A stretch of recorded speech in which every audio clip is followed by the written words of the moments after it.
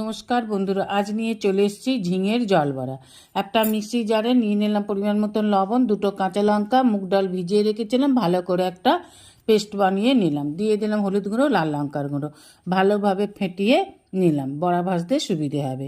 ওভেনে কড়া বসিয়ে দিয়ে দিলাম সাদা তেল, দিয়ে দিলাম কালো জিরে, শুকনো লঙ্কা, দুটো ঝিঙে এখানে আমি কেটে রেখেছিলাম সেই ঝিঙেটা দিয়ে দিলাম পরিমাণ মতো লবণ, ভালো করে মিশিয়ে 2 মিনিটের জন্য ঢাকা দিয়ে দিলাম। 2 মিনিট পর ঢাকা খুলে দেখুন বন্ধুরা কত জল রিলিজ হয়েছে। এর মধ্যেই দিয়ে দেবো মুগ ডালের পেস্টটাকে ছোট ছোট বড়ির আকারে এইভাবে দিয়ে দিন।